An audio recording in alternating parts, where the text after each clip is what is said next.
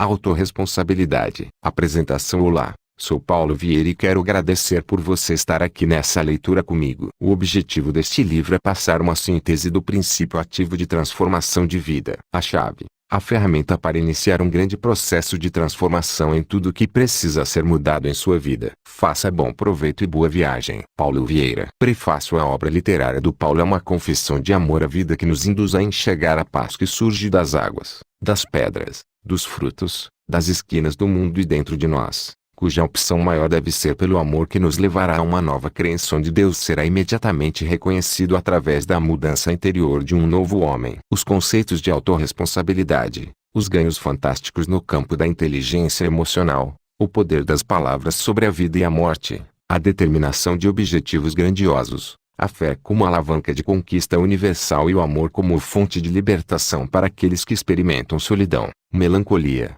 ciúmes ou raiva fazem do livro uma pérola de inestimável valor. Tudo o que ele pretende é dividir com os seus leitores ideias extremamente positivas que ajudam a viver, que planificam e dão sentido maior a esta caminhada pela vida, mostrando que ninguém precisa ser infeliz. Paulo Vieira não filosofa simplesmente nem exercita devaneios literários próprios de poetas e sonhadores, porquanto ele relata passagens e vivências que o transformaram em um novo homem. O livro é um testemunho vivo e sedutor que consegue passar muita beleza, tanto na limpidez de sua sabedoria quanto na grandeza da transformação interior a que somos chamados a realizar. Acima de tudo, o livro é um convite à descoberta de coisas fascinantes que existem dentro de cada um de nós e que, através de ferramentas e exercícios próprios, tenta persuadir que quanto mais se descobrem tesouros pessoais, mas se passa a acreditar em Deus, autor primeiro de todas as coisas maravilhosas que nós, humanos, estamos apenas redescobrindo. João Saraiva, jornalista e professor. Dedicatória. Dedico este livro à minha amada esposa que pacientemente tem suportado minha rotina diária de trabalho e me encorajou e estimulou a seguir adiante com este projeto. À minha filha Júlia, que nasceu junto com o meu primeiro livro e agora é uma das minhas maiores e melhores fontes de aprendizagem e inspiração. Ao meu filho Mateus, que está em gestação e logo estará me ensinando e aperfeiçoando em mim o verdadeiro sentido da palavra amor. A todos os meus alunos e mestres com quem eu pude,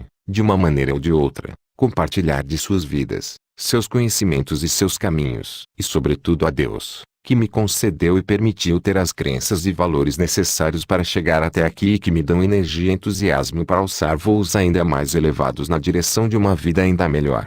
Transportar um punhado de terra todos os dias, e fareis uma montanha. Confúcio. Introdução. Por que ler esta coleção? Tem-se percebido que os profissionais com um elevado nível de inteligência emocional, que possuem uma extraordinária capacidade de liderança e gestão. Afinal, liderar não é dominar. É possuir as aptidões emocionais necessárias à arte de persuadir e criar condições de motivação, fazendo com que as pessoas contribuam para o alcance de um objetivo comum, construindo redes de trabalho, confiança, realizações e de talentos que, no conjunto, constituem a sabedoria e o poder da organização. Embasado conceitualmente no trabalho do psicólogo da Universidade de Harvard, Daniel Goleman, utilizando muitas ferramentas de programação neurolinguística e também a metodologia do processo Huffman, formatei um programa que introduz uma perspectiva inovadora e prática de resultados claros e objetivos para integrar o conceito de inteligência emocional, e, no contexto e no desenvolvimento organizacional como também no contexto pessoal. Até porque não é possível separar o profissional do ser humano. Quando o lado pessoal tem conquistas ou perdas,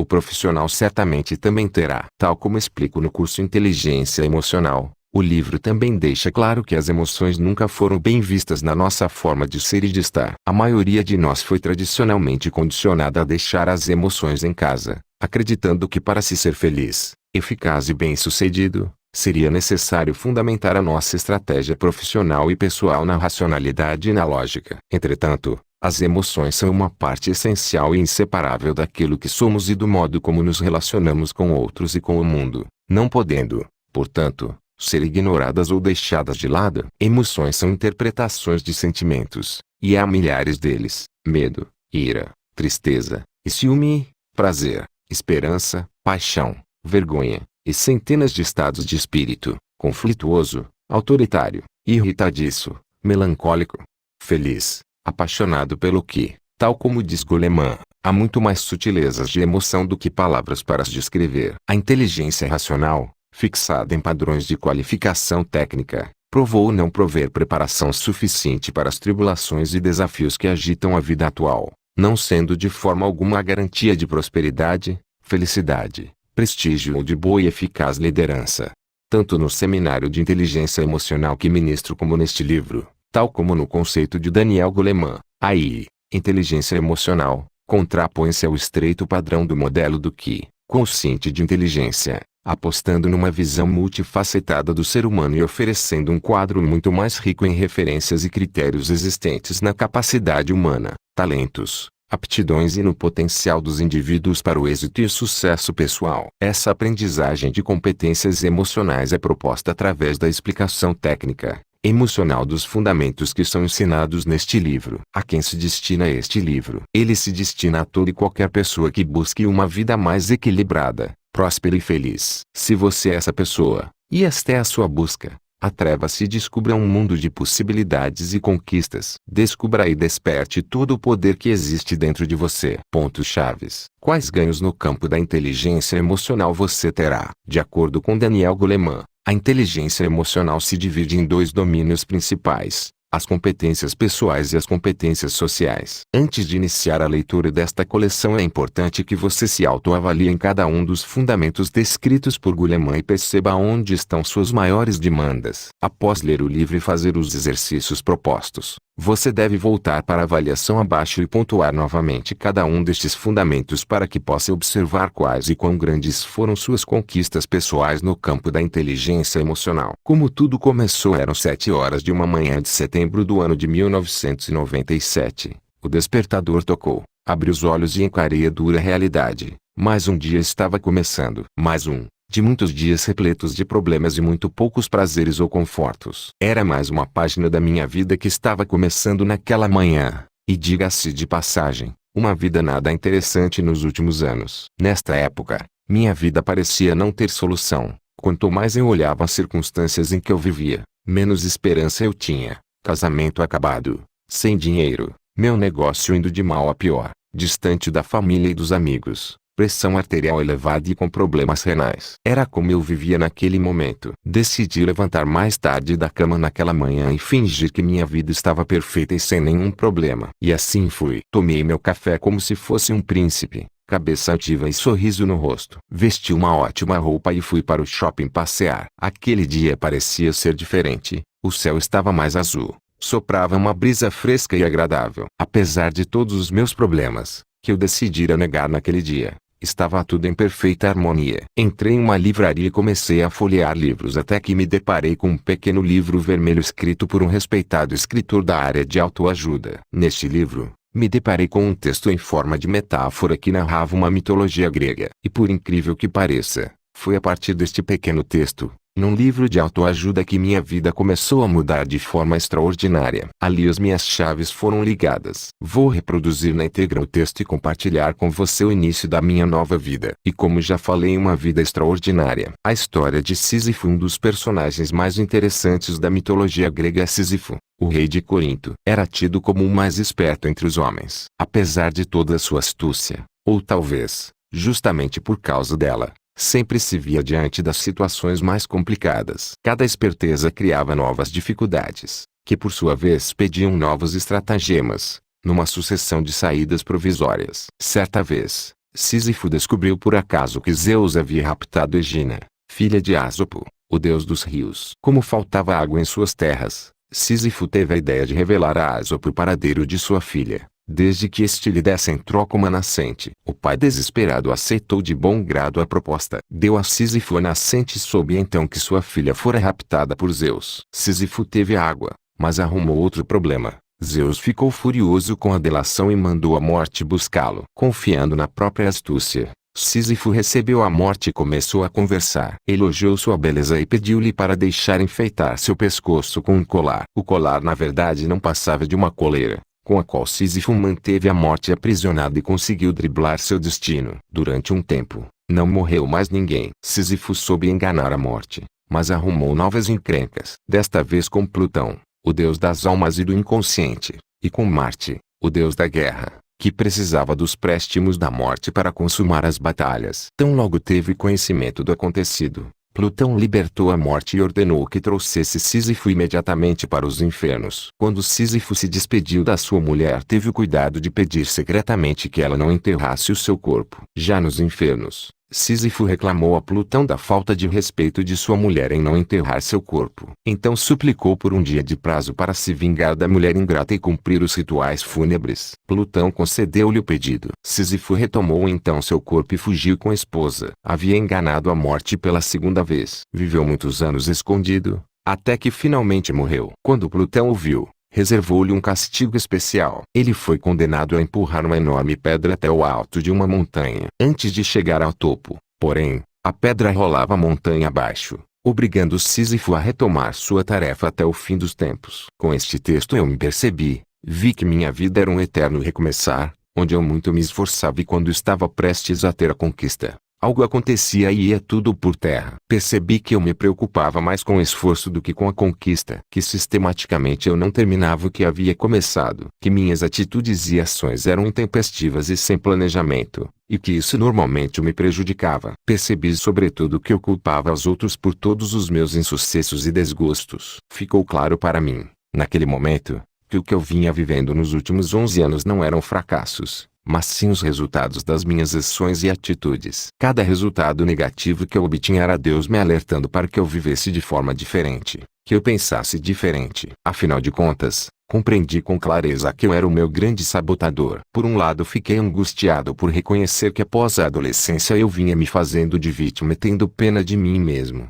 que eu me vitimizava e me boicotava para chamar a atenção e me sentir amado. Porém, por outro lado, fiquei muito fortalecido e esperançoso. Afinal ficou claro também que eu era o capitão do meu destino, que fui eu que conduzi a minha vida àquela situação e que como o condutor da minha vida eu poderia redirecioná-la para qualquer outro lugar. Li o pequeno livro de autoajuda mais 4 vezes em 3 dias. Senti cada frase, chorei cada palavra. Um novo Paulo estava sendo gerado. Busquei incansavelmente ajuda para mudar a única coisa que precisava ser mudada, eu. As coisas foram acontecendo como que por magia, as pessoas que conheci, os livros que li, os filmes a que assisti, até que fui para o processo filmando da quadrinidade. Quem voltou de lá não era aquele Paulo, e sim um novo Paulo. Eu estava renascendo aos 29 anos de idade para uma vida extraordinária. Estava renascendo para um novo trabalho, de alta rentabilidade e reconhecimento, constituição de um sólido patrimônio, um novo e feliz casamento com uma bela esposa e filhos encantadores,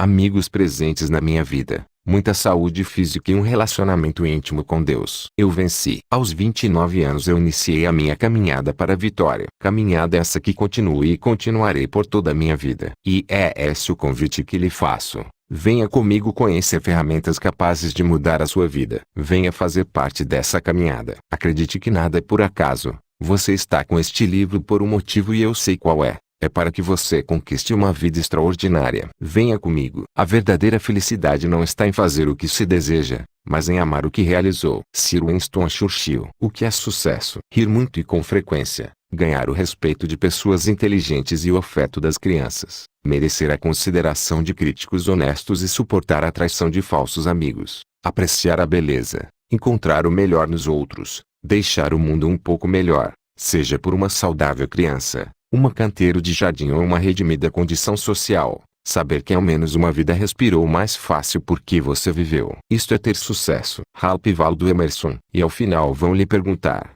o que você fez da sua vida? E você, o que vai responder? Nada, Tikno. Identificando seu estado atual, tenho feito essas perguntas a milhares de pessoas durante os seminários e palestras de inteligência emocional e Leader Training. Agora gostaria de fazê-las a você. Como está a sua vida? Como estão seus sonhos e objetivos? Você tem sido próspero ou limitado, realizado ou frustrado? E ainda mais, como será seu futuro se continuar a viver como tem vivido? Exercício 1. Pare agora durante alguns minutos e, de olhos fechados, reflita com sinceridade sobre a sua existência, sobre suas facilidades e dificuldades. Reflita sobre quem você tem sido e responda as perguntas acima. O que eu trago neste livro é a possibilidade de você se tornar alguém muito diferente de quem tem sido. Um grande engano da maioria das pessoas é achar que são o que são, e que, como uma estátua de mármore, continuarão a ser da mesma maneira para sempre. sem a possibilidade de mudanças e de transformações de vida. Tenho brincado com tais pessoas dizendo que elas foram acometidas da síndrome de Gabriela. Eu nasci assim, eu fui sempre assim, vou morrer assim, Gabriela. Seria uma terrível maldição estarmos condenados a não poder mudar, sermos para sempre da mesma maneira. É importante entendermos que a nossa essência foi criada por Deus e é imutável, até porque é perfeita. Porém, a criação que tivemos, a educação que recebemos, os ambientes que frequentamos, a quantidade e a qualidade do amor que nos foi dada nos tornou pessoas distantes dos nossos sonhos e potenciais, a ponto de nos perguntarmos quem somos. E como já sabemos, nós podemos ser e viver de maneira diferente do que temos sido e vivido até hoje. Podemos ser mais motivados, mais alegres, mais amorosos, mais competitivos, mais vitoriosos, mais entusiasmados, mais. Capítulo 1. Felizes. Enfim, podemos ser quase tudo o que quisermos ser. Isso é ser humano, ou seja, exercer de forma digna o livre-arbítrio que Deus nos deu. Acredite, você pode optar por uma vida muito melhor, uma vida muito mais farta de amor, conquistas e realizações. Exercício 2. Você deve responder as perguntas abaixo com muito empenho, sinceridade e humildade. São elas: 1. Ser. Quem é você? Escreva sobre seus sonhos, projetos, medos, ansiedades, preocupações. 2. Fazer. O que você tem feito? Onde tem trabalhado e fazendo o quê? Que cursos tem feito? Qual atividade física tem praticado? O que vem fazendo em prol de você, da sua família e do mundo? Você se sente feliz com a vida que tem levado todos os dias? 3. Ter. O que você tem, possui, no contexto material? Onde mora? Que carro possui? Quais roupas veste? Possui poupança? Quais são os bens que você possui? Se após observar as respostas acima você perceber que a sua vida está ótima, que você é exatamente quem gostaria de ser, faz exatamente o que gostaria de fazer e tem tudo o que sempre quis ter, que não existe nada mais a conquistar, então você não precisa deste livro. Aconselho que o presenteie a alguém que realmente acredite precisar de ajuda. Para você, que precisa de ajuda, a minha proposta é que você seja, ser, uma pessoa diferente. Fazer, coisas que antes não fazia e as faça de forma prazerosa e finalmente ter o que sempre quis ter. É nessa jornada, é neste mundo mágico que você está entrando agora. Um mundo de possibilidades chamado de autorresponsabilidade. Um mundo de caminhos e escolhas. Uma maneira simples e eficaz de construir uma vida extraordinária. Aquele que for capaz de perder uma corrida sem culpar os outros pela sua derrota tem grande possibilidade de algum dia ser bem-sucedido. Napoleão Hill. Autorresponsabilidade. Seja como for, você é o único responsável pela vida que tem levado. Você está onde se colocou. A vida que você tem levado é absolutamente mérito seu, seja pelas suas ações conscientes ou inconscientes, pela qualidade de seus pensamentos, comportamentos e palavras, seja até mesmo pelas crenças que se permite ter. A afirmação acima pode parecer muito dura, pode parecer até mesmo como uma acusação. Peço que a entenda não como uma acusação e sim como uma realidade libertadora. A crença de que foi você que se colocou ou pelo menos se permitiu estar onde está, é muito salutar. Afinal,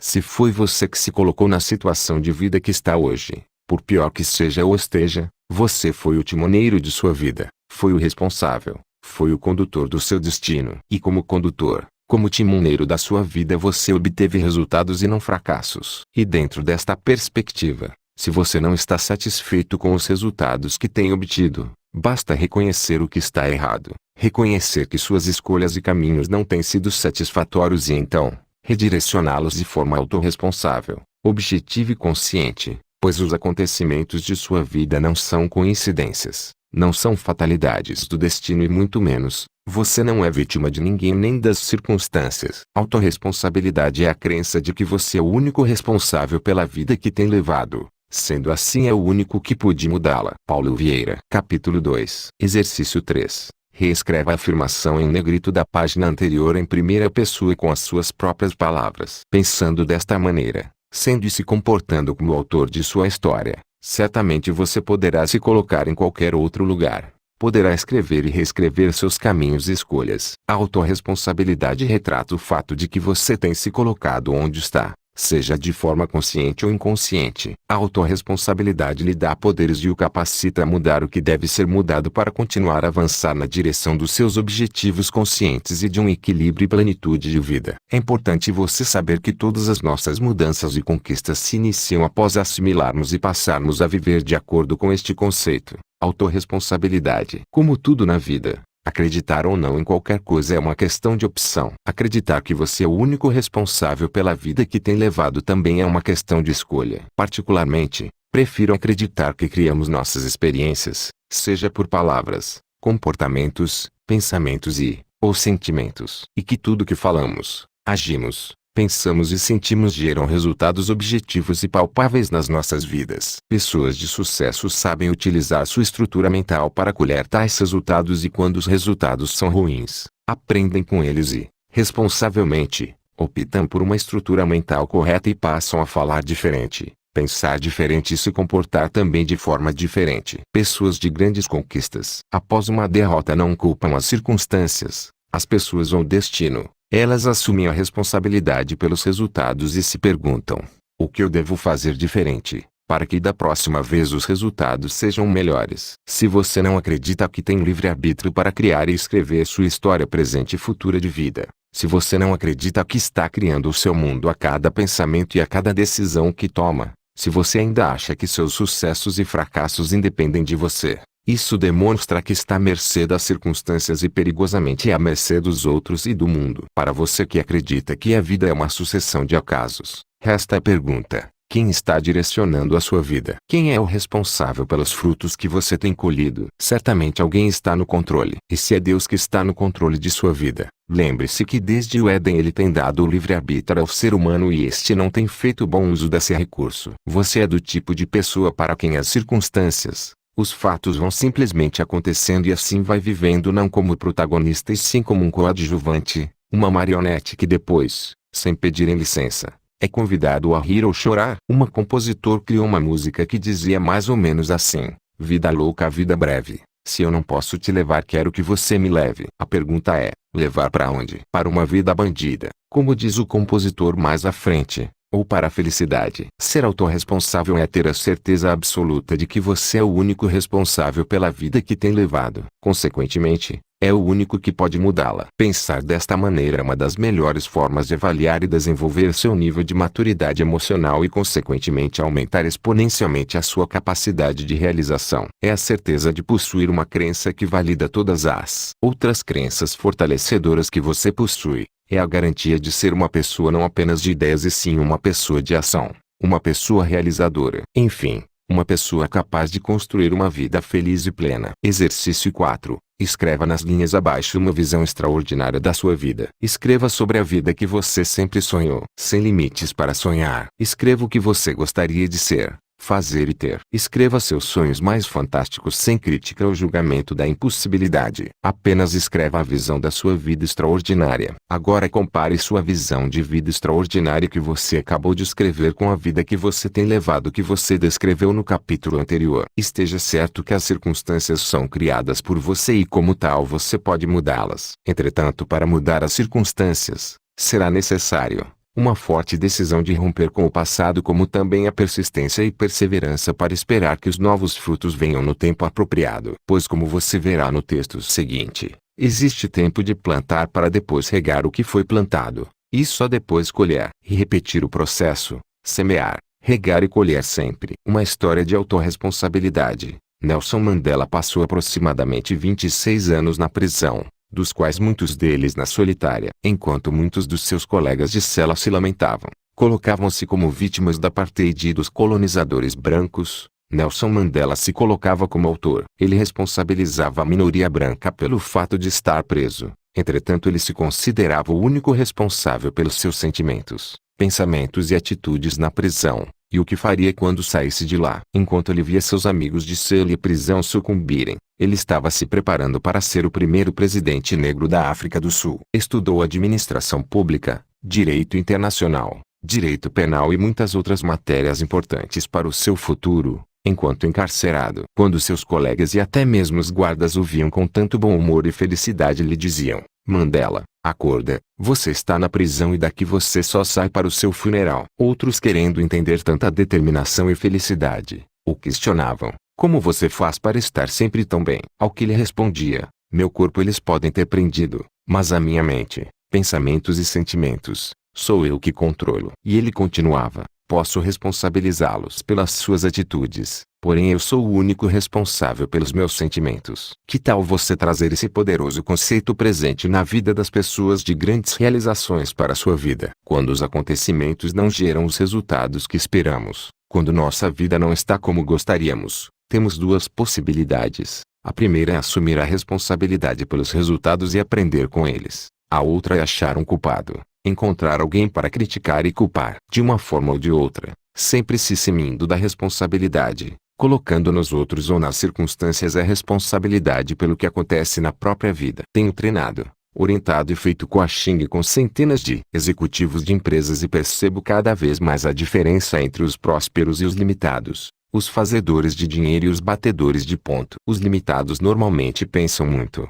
refletem sobre tudo, principalmente sobre o que pode não dar certo. Desta maneira se tornam peritos em justificar suas falhas e explicar por que as coisas não deram certo como eles haviam calculado. São pessoas, normalmente, de grandes ideias, porém de pouca realização. Este tipo de profissional costuma ajudar seus colegas, dão ideias e mostram onde eles estão errando e o que precisam fazer para terem êxito. E por incrível que pareça, eles normalmente estão certos. Suas ideias são boas e suas análises são coerentes. No entanto, são apenas ideias e, o mais crítico é que suas ideias normalmente só servem para os outros. Para eles restam a justificativa e a explicação por que suas ações e planos não deram certo. Uma grande ideia oriunda de profunda reflexão sem uma ação para colocá-la em prática é o mesmo que frustração. Já as pessoas de sucesso geram boas ideias, talvez não sejam as melhores ideias, talvez nem sejam suas, porém são capazes de pô-las em prática, de fazer acontecer. E se não obtiverem os resultados esperados,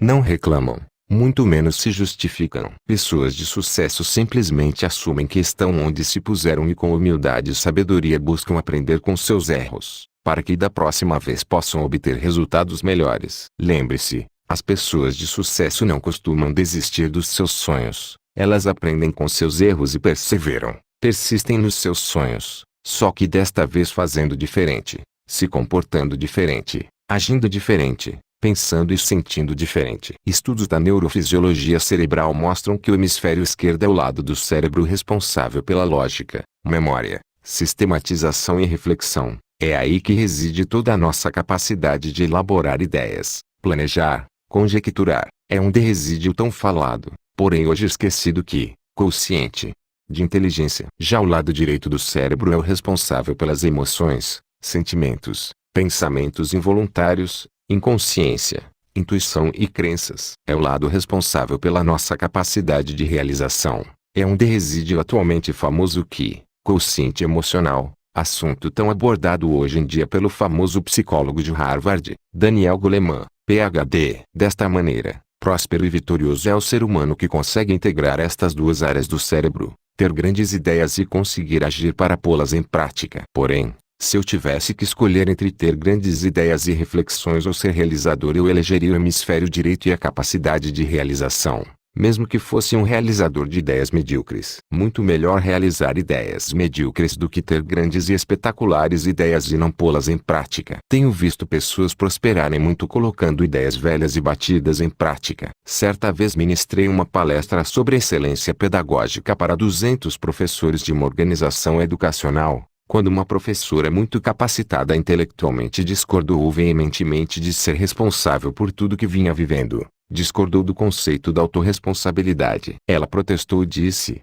a vida do ser humano é determinada pelo seu conhecimento e a reflexão que faz sobre tal conhecimento. Em seguida ela começou a falar de Karl Marx em relação aos teóricos do socialismo e capitalismo, Einstein e Newton, Rousseau e outros pensadores. E falou efusivamente que somos o que sabemos e a reflexão que fazemos sobre esses conhecimentos. De certo modo ela estava certa, ou melhor, ela estava 50% certa. Realmente a reflexão é muito importante. Porém, como já disse, sem a capacidade de executar e realizar meus planos e ideias, só me restará a frustração. Num contexto macro é de vital importância a tais pensadores e suas teorias, porém num contexto pessoal e prático, nenhuma teoria vale absolutamente nada se ficarmos atados e imobilizados por reflexões e pensamentos, principalmente se essas teorias reforçam que somos meros espectadores, e que não podemos mudar ou reescrever nossa história. Após ela ter se pronunciado com tanta fúria, se sentindo acusada, apresentei a todos o que Albert Einstein pensava sobre o assunto.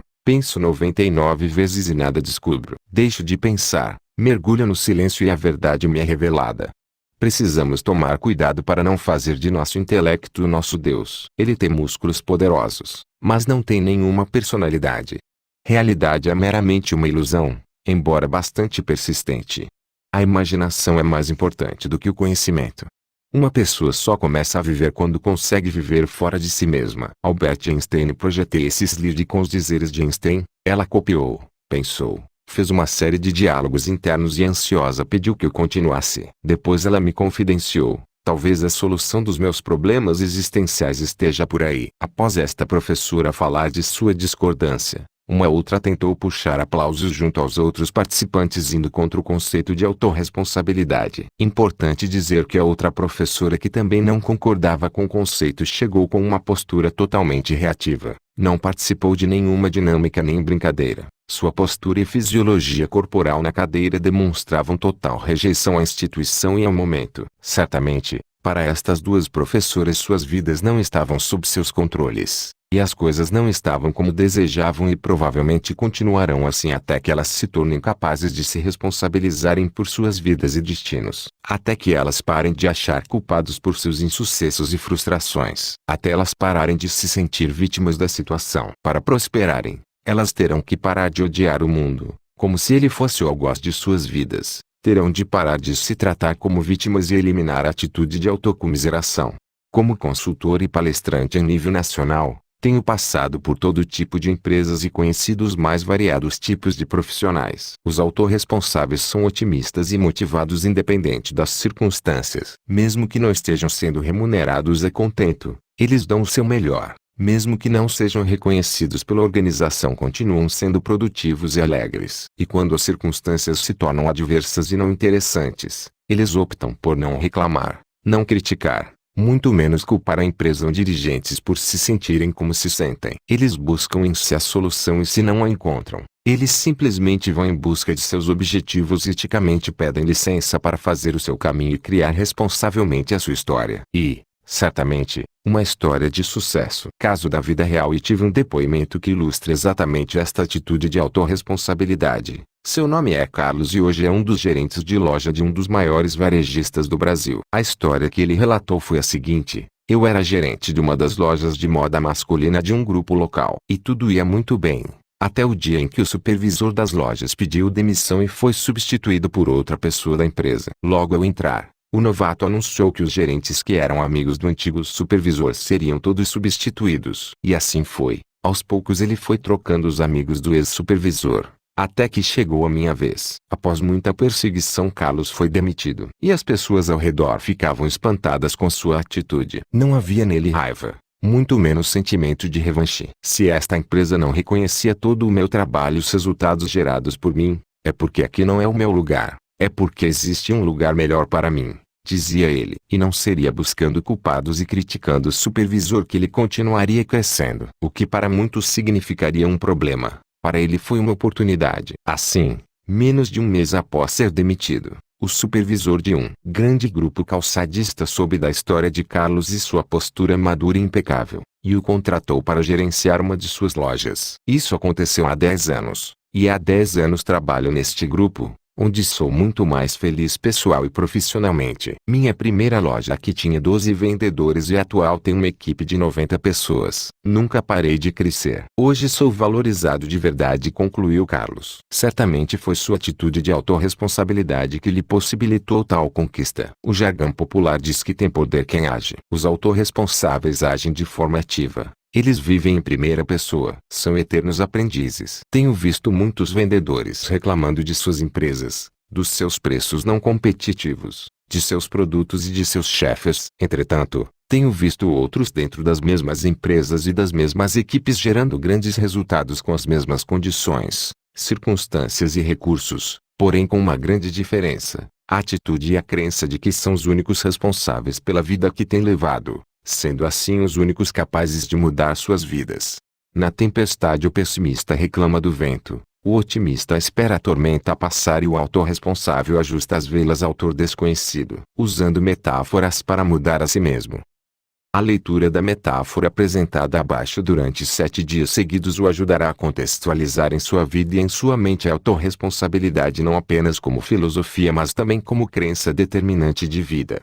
Capítulo 3. Trabalhar com alegria. Havia uma fazenda onde os trabalhadores viviam tristes e isolados uns dos outros. Eles estendiam suas roupas surradas no varal e alimentavam seus magros cães com o pouco que sobrava das refeições. Todos que viviam ali trabalhavam na roça do Senhor João, dono de muitas terras, que exigia trabalho duro, pagando muito pouco por isso. Um dia, chegou ali um novo empregado, cujo apelido era Zé Alegria. Era um jovem agricultor em busca de trabalho. Foi admitido e recebeu, como todos, uma velha casa onde iria morar enquanto trabalhasse ali. O jovem, vendo aquela casa suja e abandonada, resolveu dar-lhe vida nova. Cuidou da limpeza e, em suas horas vagas, lixou e pintou as paredes com cores alegres e brilhantes, além de plantar flores no jardim e nos vasos. Aquela casa limpa e arrumada destacava-se das demais e chamava a atenção de todos que por ali passavam. Ele sempre trabalhava alegre e feliz na fazenda, por isso tinha o apelido de Zé Alegria. Os outros trabalhadores lhe perguntavam: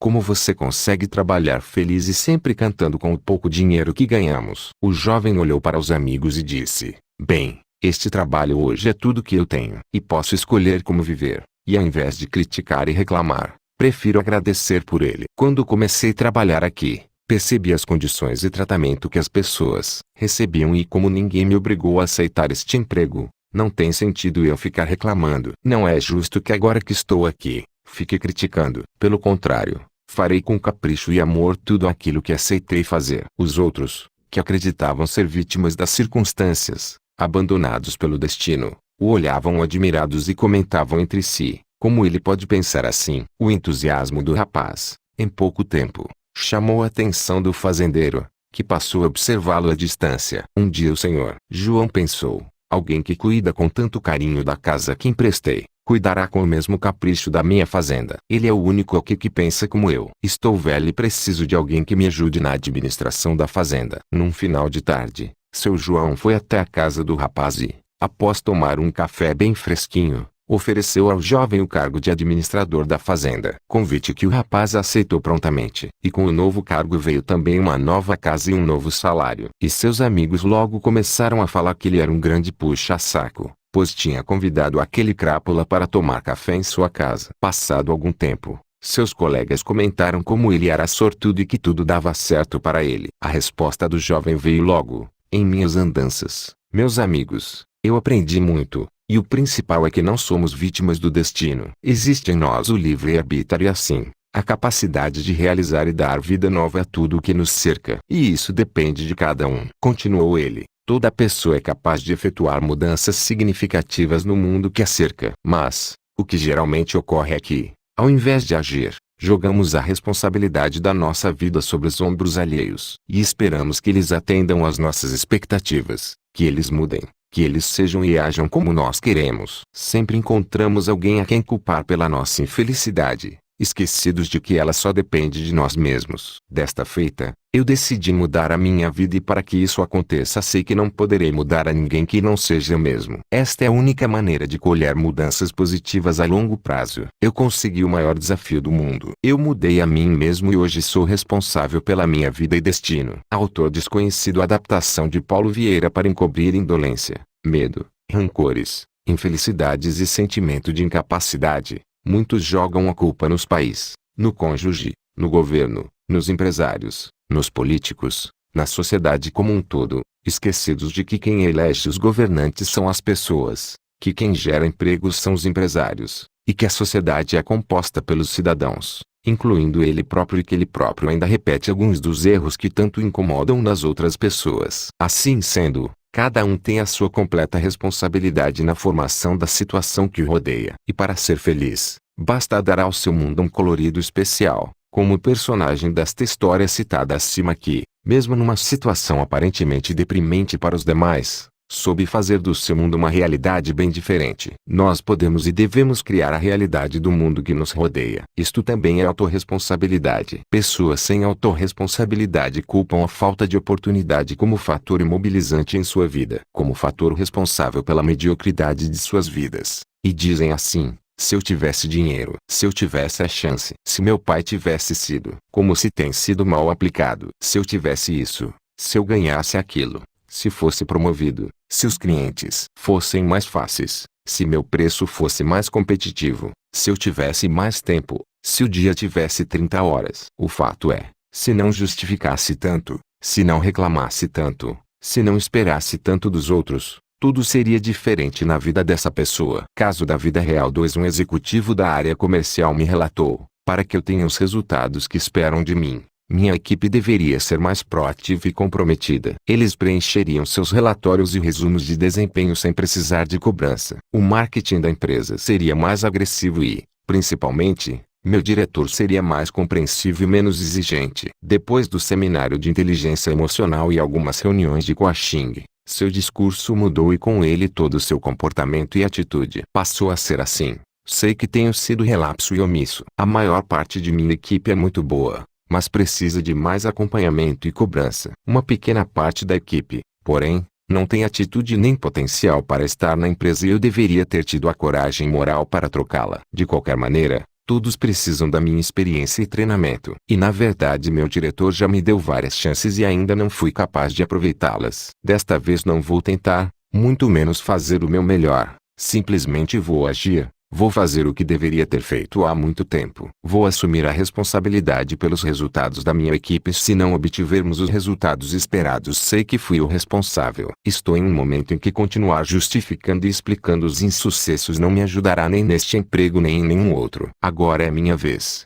Minha carreira e minha vida só dependem de mim. Estou indo. Está na minha vez. Em um mês este executivo provou que seu discurso era verdadeiro, e com mudanças em suas atitudes e comportamentos, toda a equipe mudou de uma forma inimaginável. Ele próprio se surpreendeu, pois não acreditava que suas mudanças atitudinais tivessem tanto poder, que gerassem mudanças tão fortes na equipe em relação às vendas, procedimentos e clima organizacional.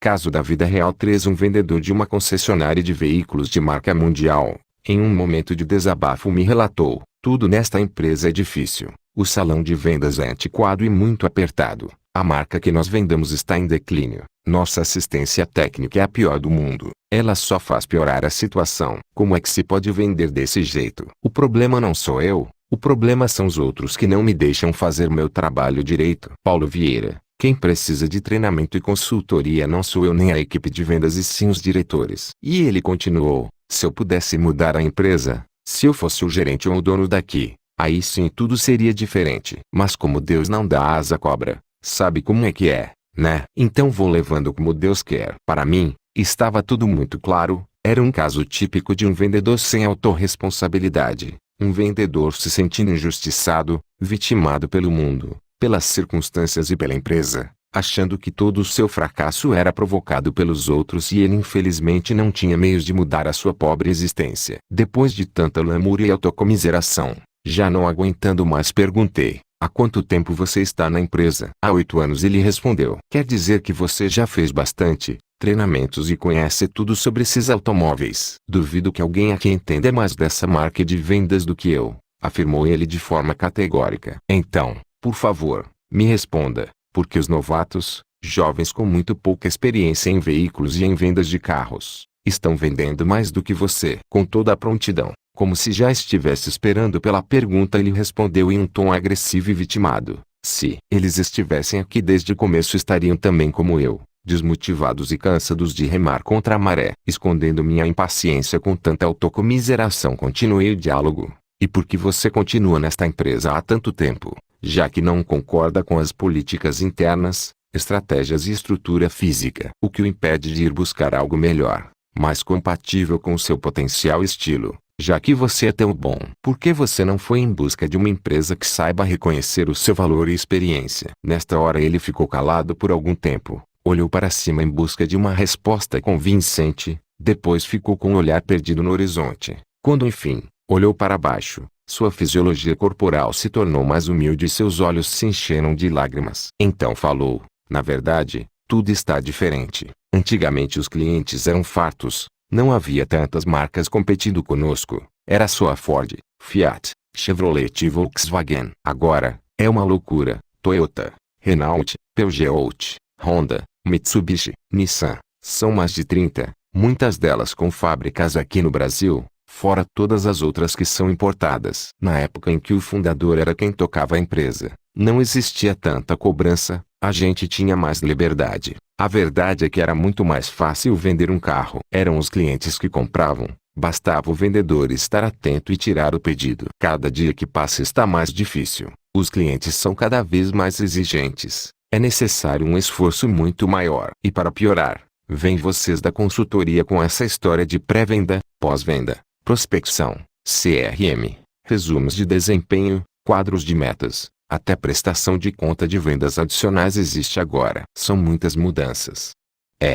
Não sei se sou capaz. Nesta hora ele parou, refletiu um pouco mais e continuou. Acho que estou meio acomodado, talvez até viciado no passado. Não sou mais nenhuma criança. Não sei se sou capaz de me adequar a tanta mudança. Visivelmente emocionado, pela primeira vez ele se permitiu refletir sinceramente sobre sua vida profissional e seu futuro. Pensar sobre seus defeitos e falhas, sobre o que fazia e deveria fazer. Diante de suas colocações, falei: o começo de sua virada já começou a acontecer. Você foi capaz de olhar para dentro de si e usar a autoconsciência, enxergar o que está bom e o que está ruim, o que deve ser mantido e o que pode ser mudado. Parabéns! Sua vida começou a mudar neste instante. E, para dar mais ênfase à sua possibilidade de mudança, apresentei-lhe 2 pressupostos da programação neurolinguística. Pressuposto 1. Todos temos os recursos que necessitamos para prosperar e ser felizes. Pressuposto 2. Se alguém pode, você também pode. Seu semblante começou a melhorar,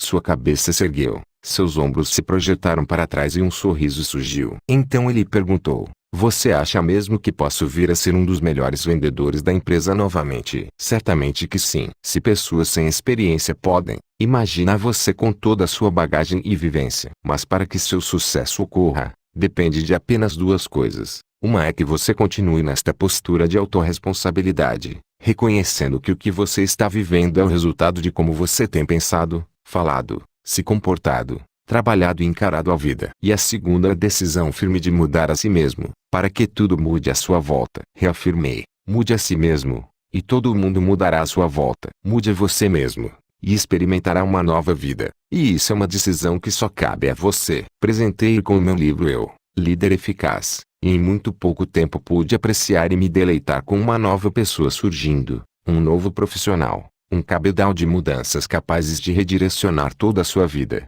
familiar, conjugal, social e até mesmo sua saúde e aparência física. Em conversas posteriores ele me relatou que a ferramenta que ele mais usou foram as 6 leis para a conquista da autorresponsabilidade. Responsabilize-se por sua vida. Aceite o desafio de usar sabiamente o livre-arbítrio que Deus lhe deu e vá em frente. Sua vida e realizações esperam por você. Como poderás dizer ao teu irmão: irmão, deixa-me tirar o cisco que está no teu olho, não atentando tu mesmo na trave que está no teu olho? Hipócrita, tira primeiro a trave do teu olho e então verás bem o cisco que está no olho de teu irmão. Lucas 6:42. 1. Se é para criticar os outros, cale-se. 2. Se é para reclamar, dê sugestão. 3. Se é para buscar culpados, busque solução. 4. Se é para se fazer de vítima, faça-se de vencedor. 5. Se é para justificar seus erros, aprenda com eles. 6. Se é para julgar as pessoas, julgue suas atitudes. Estas 6 práticas linguísticas e comportamentais, transformadas em hábito diário, trarão tantas mudanças na sua vida e as pessoas ao seu lado perceberão que uma nova pessoa surge. Você verá novas oportunidades e possibilidades lhe batendo a porta. Coisas muito boas acontecerão, sem explicação. Então, você perceberá que a mágica da autorresponsabilidade chegou até você. Vamos entender melhor cada uma das 6 leis para a conquista da autorresponsabilidade. Lei número 1. Se é para criticar, cale-se. No dicionário da língua portuguesa, criticar significa examinar com critério notando a perfeição ou os defeitos, significa também dizer mal ou censurar algo ou alguém. Por favor, não me venha dizer que as suas críticas são construtivas e que o objetivo real é ajudar o outro. Eu nunca vi em toda a minha vida alguém criticando o outro pensado realmente em ajudar. Como você se sente quando alguém olha para você e com um tom de quem sabe mais do que você sobre o assunto diz: olha, vou fazer uma crítica construtiva, mas é pro seu bem. Bastam estas duas palavras críticas construtivas serem pronunciadas que normalmente o semblante cai. O olhar baixa e a pessoa. As 6 leis para a conquista da autorresponsabilidade. Capítulo 4. Se prepara para a bordoada que está por vir. Se o foco e a intenção fossem realmente positivos, ela não faria uma crítica. Ela se calaria ou daria uma ideia. Diria algo em que o foco fosse o acerto e não o erro. Algo que colocasse o ouvinte para cima e não para baixo. Se você é daqueles que adoram criticar e analisar tudo e continua achando a crítica um mal necessário, experimente em vez de fazer a crítica, dar uma sugestão ou ideia. Você verá que os resultados obtidos serão muito maiores e as pessoas farão questão de sua companhia e orientação, algo que não acontece com os que gostam de criticar. Lembre-se, é muito fácil criticar, é muito cômodo falar do cisco nos olhos dos outros, porém isso impede de vermos a trave nos nossos olhos. Quando paramos de criticar, nosso foco passa a ser a solução e não o problema. Nossa mente subconsciente passa a se responsabilizar pelos acontecimentos e de forma mágica e inconsciente as decisões e atitudes se tornam mais acertadas, mais proativas, mais maduras e finalmente mais produtivas. Lei número 2. Se é para reclamar, dê sugestão. A definição da palavra reclamar é muito clara e não dá margem para outra interpretação. Reclamar é exigir para si, reivindicar, e em outra abordagem significa também queixar-se, protestar e lamuriar. Infelizmente existem pessoas pautando suas vidas à base de reclamações e cobranças desenfreadas, criando para si uma existência pobre e carente. Na Bíblia existem muitos relatos do poder das palavras proferidas pelas pessoas e mesmo assim muitos cristãos continuam com uma total imprudência verbal, usando palavras de reclamação e lamúria como uma faca sem pegadura, que quanto mais tentam pegar para usar mais se ferem. Em 1 Coríntios 10:2.10 diz assim: que não se lamentem e lamuriem como fazem alguns, pois estes foram destruídos pelas mãos do anjo destruidor. A única coisa real que se consegue com a reclamação e lamentação é provar a imperfeição e incapacidade da outra pessoa, deixando claro que quem reclama é supostamente superior e mais capaz. Outra dentre as centenas de passagens bíblicas que falam sobre o perigo de se proferir palavras contaminadoras está em Efésios 4:29. Diz assim: não saia de vossa boca nenhuma palavra torpe, suja, contaminadora, e sim unicamente a que for boa para edificação, conforme a necessidade, e, assim, transmita graça aos que ouvem. Veja bem, esta passagem diz para falarmos apenas palavras que edifiquem, conforme a necessidade de quem ouve, e não para satisfazer o ego de quem fala. Certamente a característica mais forte e perigosa da reclamação é a fuga da autorresponsabilidade. É se eximir dos acontecimentos. É olhar o que acontece consigo e ao seu redor como se não tivesse nenhum poder ou influência. É tirar o foco das coisas erradas e indesejadas de se colocar nos outros ou nas circunstâncias. É se fartar na reclamação se eximindo da ação. É sentar e observar o circo e pegar fogo em vez de concentrar seus esforços na solução. Ou agimos com nossa atenção e interesse na solução ou reclamamos e colocamos nossa força e poder no problema. Pessoas vitoriosas não perdem tempo reclamando e focando o problema. Seu precioso tempo é demandado na solução, focando as possibilidades e não as impossibilidades e consequências destas. Isto não quer dizer que pessoas equilibradas e autorresponsáveis não confrontem os outros com a verdade. Não impede que olhem nos olhos de seus filhos e sem reclamar diga o que espera dele e que esse caminho não será de felicidade. Não reclamar não significa se calar diante de um erro ou mau desempenho e fingir que não viu. É fundamental para o sucesso das 6 leis que você possa confrontar as pessoas com a verdade, dizer-lhes suas expectativas e o que de fato ela realizou, falando muito mais de fatos e dados do que de sentimentos. Muitas pessoas usam a reclamação como uma forma de chamar a atenção, nem que seja fazendo-se de vítima e praticando autocomiseração. Já as pessoas plenas, realizadas e realizadoras optam em olhar e se deter prioritariamente nos pontos fortes, pois sabem que palavras são sementes adubadas, e quando nos detemos mais nos problemas e erros são essas sementes que vão florescer, e quando nos detemos nas soluções e possibilidades são estas que florescerão, e muitas vezes as possibilidades florescem tanto que os problemas se tornam irrelevantes. Porém, como tudo na vida, A qualidade das palavras que serão proferidas por você é uma opção. Se serão palavras de críticas e cobranças, ou se serão elogios e validação. Exerça o livre-arbítrio e fale bem. Fale com prudência. Lei número 3. Se é para buscar culpados, busque a solução. Como a crítica, buscar culpados é uma maneira fácil e rápida de se desresponsabilizar pelo mundo em que vive, pelos acontecimentos, pelos fatos e resultados obtidos em sua vida e ao seu redor. É muito fácil olharmos para os erros dos outros, porém, mais difícil percebermos os nossos. A nível neural, é um grande perigo, pois o hemisfério direito, que é o lado realizador do nosso cérebro, ao receber a mensagem que o resultado, insatisfatório, obtido foi por culpa dos outros, cria o seguinte diálogo interno: por que mudar e fazer diferente, se o resultado negativo obtido foi por culpa do outro? Dessa maneira a pessoa continua a repetir os mesmos erros, sem no entanto aprender com eles. Afinal, se são os outros os responsáveis por tudo isso estar assim, por que deveria mudar? Os outros que mudem. Ponto mediano: por que mudar se são os políticos do que são corruptos? Ponto mediano: por que mudar se o problema é meu professor que é ruim? Ponto mediano: por que mudar se o problema é minha esposa que é crítica e reclama de tudo? Ponto mediano: por que mudar se o problema é a minha equipe que é desmotivada e não corre atrás das vendas? Ponto mediano: por que mudar se o juiz é corrupto e meu time sempre perde? Enquanto você não abolir essas justificativas intelectuais de sua vida, nada vai mudar. Tenho visto muitos vendedores chegarem de uma venda, ou melhor, de uma tentativa de venda reclamando, criticando e culpando seus clientes por não conseguirem vender e por as vendas estarem baixas. Afinal, eles só querem descontos impossíveis, prazos enormes, etc. Afinal, se são os clientes os culpados, por que esse vendedor deveria mudar? Por que esse vendedor deveria usar novas técnicas, como raporte, link, fisiologia corporal, inflexão vocal? Por que me capacitar mais, fazer novos treinamentos se o problema e culpa pelos meus fracassos são os outros? Não busque culpados. Busque solução e aliados, parceiros de uma aprendizagem eterna. Lei número 4. Se é para se fazer de vítima, faça-se de vencedor. Muitas pessoas possuem um terrível hábito de se fazerem de vítima, seja criticando e reclamando ou colocando-se em uma situação de inferioridade e sofrimento. Por que tantas pessoas se fazem de vítima e praticam autocomiseração? Existem várias explicações e motivos.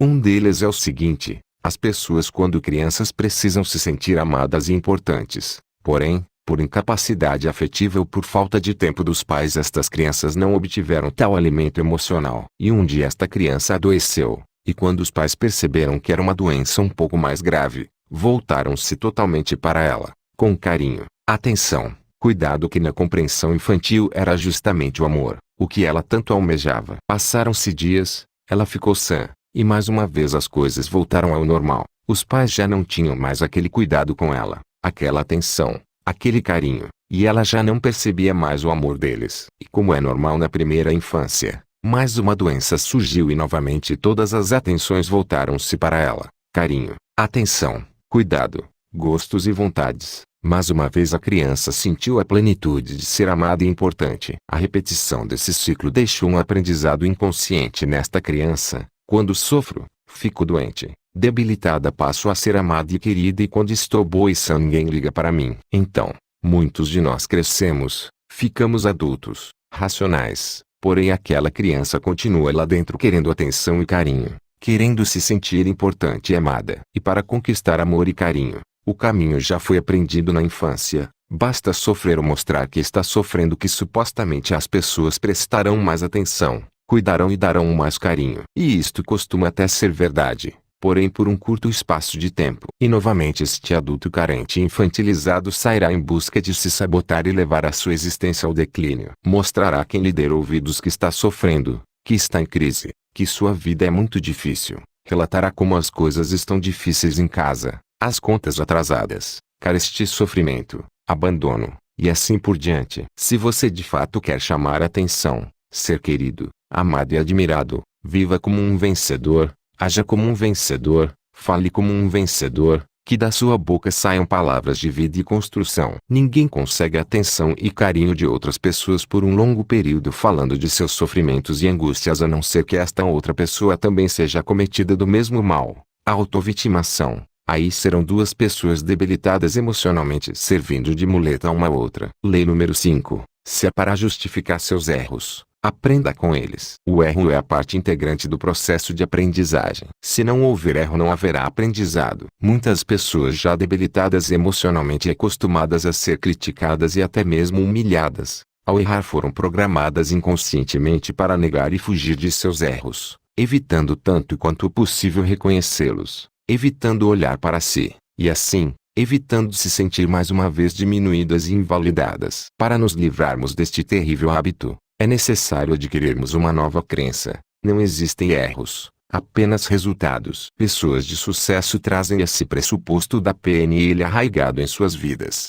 em suas atitudes. Pessoas realizadas e autorresponsáveis acreditam de fato que tudo de ruim que lhes acontece não são erros, muito menos fracassos, são efeitos, são resultados, e que dessa maneira podem aprender com eles. E para não colher os mesmos resultados basta fazer diferente na próxima vez. Einstein dizia: loucura é continuar fazendo a mesma coisa e esperar resultados diferentes. Todas as pessoas alcançam algum tipo de resultado. Se estou gordo, não preciso entender como frustrante ou fracasso. Posso entender como o resultado da minha maneira de viver e me alimentar. E se quero outro resultado, basta mudar, encontrar outra maneira de me ver, viver e me alimentar. Se as vendas este mês não foram satisfatórias, isto não precisa ser encarado como uma derrota, pois se assim for, você ficará debilitado, desmotivado e provavelmente será ainda pior no mês seguinte. Você pode encarar os resultados fracos como um aprendizado, uma maneira de como não agir em relação às suas vendas. Se você não prospectou,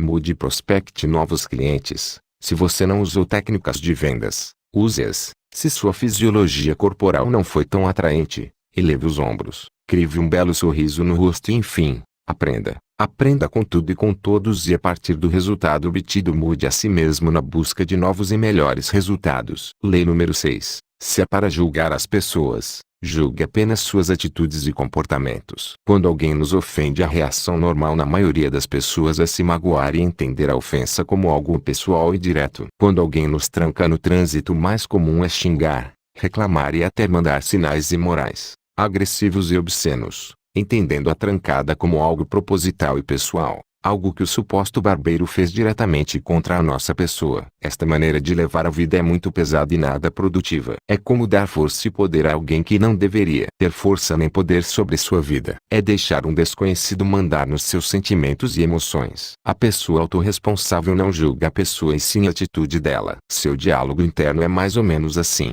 que barbeiragem aquela pessoa fez? Podia até causar um acidente. Já uma pessoa com um nível baixo de autorresponsabilidade diria o melhor, gritaria mais ou menos assim: ei, seu irresponsável, tá querendo me matar, seu cretino, seu imbecil. Comprou a carteira onde? E dali sairia completamente irritado e zangado, tendo suas próximas horas influenciadas negativamente por aquela pessoa que cometeu uma barbeiragem. Se agredir verbalmente funcionasse, não teríamos mais barbeiros no trânsito. Em vez de julgar e condenar as pessoas ao seu redor, tente julgar e compreender as atitudes delas. E assim compreender que pessoas que cometem barbeiragem podem ser pessoas maravilhosas, que pessoas que nos magoam podem ser nossos melhores aliados, que pessoas que não são tão verdadeiras conosco podem ser nossos protetores. E se cada um de nós, em vez de procurar erros e falhas nos outros, procurasse em si, certamente o mundo seria muito melhor, com menos barbeiros, com menos ofensa e com mais verdade. Como diz nas Sagradas Escrituras, com a mesma moeda que julgas serás julgado, ou ainda outra passagem que diz que só Deus pode julgar os vivos e os mortos. A nós só compete julgar as atitudes e ações, e de preferência começando por julgar as nossas próprias. Sábio é o homem que chega a ter consciência da sua ignorância. Barão de Itararé. Como em tudo em nossas vidas, o que se fala e como se fala são hábitos, algumas vezes produtivos e engrandecedores, outras vezes destrutivos e limitantes. E usando autorresponsabilidade em nossas vidas podemos escolher e optar pelo que nos faz bem. Com um pouco de esforço racional e disciplina você pode começar a mudar tais hábitos. Para isto aconselho que imprima 6 leis em papel e cole nos lugares onde você mais frequenta e é mais fácil de visualizar, como por exemplo, no espelho do banheiro, no retrovisor do carro, na tela do computador, na moldura na parede do escritório e em todos os lugares que sejam de fácil acesso e que o mantenham atento às 6 leis. Tenho visto não apenas uma ou duas pessoas, e sim centenas de pessoas mudarem incrivelmente suas vidas em apenas uma semana, praticando unicamente as 6 leis da autorresponsabilidade. Vá lá, Imprima, cole, faça bom uso e comece agora a sua transformação de vida. Lembre-se que tudo muda após você mudar. Uma pessoa que muito admiro, dona de uma madeireira, colocou as 6 leis em cartazes espalhados pela empresa, inclusive no banheiro. E o cartaz começa com o título: urgente, e abaixo vão as 6 leis da autorresponsabilidade. Outros clientes transformaram em adesivos. Caso você ainda não tenha compreendido ou concordado, repito aqui um texto que publiquei no meu último livro, que traz uma característica comum nas pessoas que não possuem em si o conceito e a crença da autorresponsabilidade. Pessoas que optam por criticar, reclamar e se esconder atrás dos outros. Pessoas que estão à margem de suas próprias vidas. Como usar as 6 leis da autorresponsabilidade. Capítulo 5. Os outros. Veríssimo que me desculpe, mas atribuir tudo de ruim só ao povo é incorreto e incompleto. O povo é aquilo mesmo, talvez até mais. Porém não é o único responsável por tudo estar errado. Tem os outros que não prestam. Vamos às eleições de 1989. Todos queriam Lula, mas na hora da verdade, vêm os outros e votam incolor. A anarquia que reina no Congresso nada tem com o povo, que não vota leis. São os outros que votam. Os outros fumam nos ônibus e elevadores e nem se preocupam com as boas maneiras ou proibições. Os outros que obedeçam, dizem cinicamente. Quem é que não sabe votar? Quem votou neste político que além de corrupto ficou impune? Quem fura as filas? Quem dirige sem cuidado, achando-se dono das ruas só porque tem carro? Quem entra na contramão? Quem buzina quando abre o sinal verde? Quem acreditou no choro da santa, ou na imagem da santa no vidro? Os outros e ninguém mais. Alguém já teve notícias de acidentes que não sejam provocados pelos outros? Nunca. Eu, quando viajo, nem me preocupo comigo, mas com os outros que são irresponsáveis, ultrapassam nas curvas, guiam com excesso de velocidade. Os outros, sempre os outros. Os outros são nossa desgraça. Mas quem afinal, são os outros? Devem ser entes sobrenaturais, pois nunca os outros se identificam. Todos criticamos ou nos escondemos por trás dos outros. Todos projetamos nos outros os traços ruins de nossa personalidade. Todos esperamos que os outros cumpram com o dever, mas ninguém diz quem são os outros. Luciano Lira Macedo. Nunca lhe deram oportunidade, mas você já pensou em criá-las por si próprio? Napoleão Hill. Se eu tivesse tido oportunidade. Durante um seminário para professores universitários, uma professora de educação física visivelmente triste e desesperançosa contestou o conceito de autorresponsabilidade e afirmou categoricamente que seus fracassos e insucessos só ocorreram pela falta de oportunidades. Infelizmente a sorte não me sorriu, disse ela toda cheia de pena de si mesma. E o pior nisso tudo,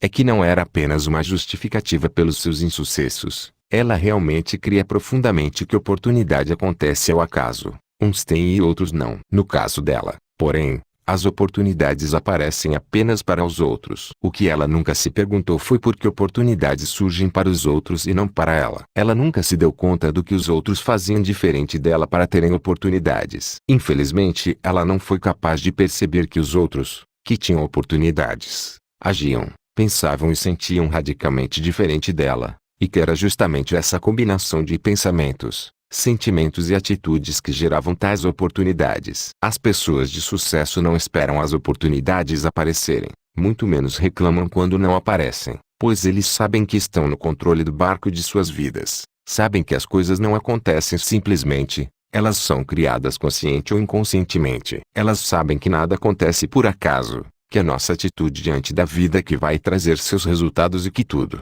absolutamente tudo, é resultado dos nossos pensamentos, sentimentos e comportamentos. O que estamos colhendo hoje é o resultado do que plantamos no passado. E pode crer, estamos plantando a todo instante. Se estou ereto e alegre, certamente estou plantando tais sementes. E com pensamentos, sentimentos e palavras positivas, colherei alegrias e conquistas. Se, porém, estou carrancudo e triste, com pensamentos e atitudes. Capítulo 6. De desesperança, provavelmente colherei resultados pertinentes ao meu estado atual. Se falo, colherei algo. Se me calo, também colherei. Se me faço presente, terei resultados, e se me ausento também. Este livro lhe permitirá gerenciar de forma consciente todos os seus pensamentos, sentimentos e atitudes. E, desta forma, os resultados positivos irão simplesmente acontecer. As oportunidades aparecerão. Quando gerenciamos nosso estado presente, pensamentos, palavras, sentimentos e comportamentos, nos tornamos capazes de direcionar com grande margem de acerto nossa vida na direção desejada. Tenho visto que a maioria das pessoas que se julgam desafortunadas e sem oportunidades, estão na verdade cegas pelas suas crenças limitantes. Elas simplesmente não percebem toda uma infinidade de possibilidades que esbarram nelas, muitas vezes de forma escancarada. Pessoas que esperam pelas oportunidades não sabem absolutamente nada sobre dirigir ou conduzir suas vidas e muito menos sobre a autorresponsabilidade. Para elas, viver é na verdade sobreviver e vão levando a vida como dá, como Deus quer, sempre culpando ou esperando que os outros as ajudem ou no mínimo não as atrapalhem. Como é frustrante a vida das pessoas que não são capazes de construir suas oportunidades. Como são frágeis profissionalmente aqueles que se colocam à mercê do mundo, na fila de espera de uma oportunidade. Paulo Vieira. Estas pessoas mal sabem ou preferem não saber que tais oportunidades se manifestam constante e sistematicamente na vida de todos. Porém, pessoas com as atitudes certas não apenas as percebem e criam, como também e principalmente, as aproveitam. Estudos cada vez mais frequentes atestam que quanto mais a pessoa se sente responsável pela vida que tem levado, mais realizada e plena ela é. Traga a autorresponsabilidade não apenas como uma filosofia de vida e sim como uma crença forte arraigada na sua mente, palavras e atitudes. Quando sou tentado a criticar, mordo a língua. Quando sou levado a elogiar, grito do alto dos telhados. C.G.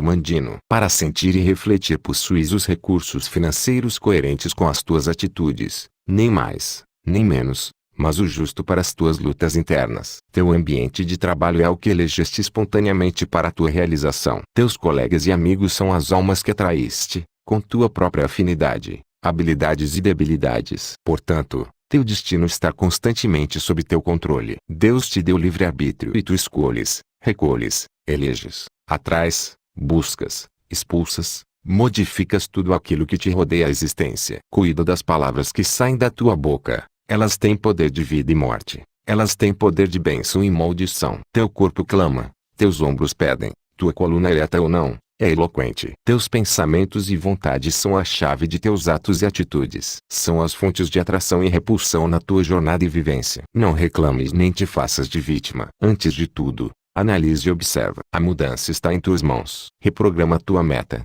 Reprograma tua mente. Busca o bem e viverás melhor. Busca Deus e te conhecerás melhor. Embora ninguém possa voltar atrás e fazer um novo começo, qualquer um pode recomeçar agora e fazer um novo fim. Autor desconhecido. Adaptação de Paulo Vieira. Capítulo 7. Não permita que o que você não pode fazer interfira no que você pode fazer. John Wooden. Algumas pessoas pseudo-autorresponsáveis acham que devem ou precisam mudar as pessoas para que suas vidas sejam produtivas e prósperas como elas esperam. Entretanto, o autorresponsável se basta nas suas escolhas, nas suas decisões e na sua fé no Criador, e desta maneira fez bom uso do livre-arbítrio dado por Deus. As pessoas realmente prósperas sabem por experiência própria que não é produtivo nem frutífero tentar mudar quem está à sua volta. Elas sabem que seria um ato de arrogância e prepotência sair por aí, como o sábio do mundo, querendo que as pessoas sejam diferentes, impelindo, coagindo, impondo ou até mesmo persuadindo as pessoas para que sejam aquilo que eles, sábios do mundo, entendem como certo. As pessoas autorresponsáveis sabem que, ao médio e longo prazos, os resultados de tentar mudar as pessoas e fazê-las atender suas expectativas, fazê-las agir como querem que elas ajam geram resultados normalmente desastrosos. Antes de tentar mudar alguém, devo mudar a mim mesmo. Se não consigo mudar a mim, porque conseguiria mudar outras pessoas. Tenho visto muitos pais aplicando penas severas a seus filhos por tirarem notas ruins como alunos, quando na verdade tais notas são reflexos diretos de pais ruins ou de pelo menos uma educação deficiente. Se tivesse uma avaliação para pais, certamente estes seriam reprovados imediatamente, com notas muito piores que a dos seus filhos. Um pai autorresponsável, antes de querer mudar seu filho, muda a si mesmo. Talvez dialogando mais, sendo mais presente, mais amoroso e até mesmo sendo mais firme e não sendo tão permissivo. Ou ainda, tal pai poderia deixar de ser tão crítico, tão ditador, tão agressivo e sempre mudando minha existência sem mudar as pessoas. Capítulo 8. O dono da verdade, invalidando seu filho, fazendo crer que é incapaz e inadequado para a vida. Você, gerente de vendas, executivo ou proprietário, já pensou em não tentar mudar a sua equipe, e mudar a si mesmo? Em vez de cobrar que sua equipe se capacite, Você poderia e deveria se capacitar. Em vez de querer que eles sejam os melhores vendedores, você antes deveria ser o melhor gerente ou líder. Antes de querer que eles fossem objetivos e focados em resultados, deveria você implantar ferramentas gerenciais de vendas, que dessem foco e direcionamento não para eles,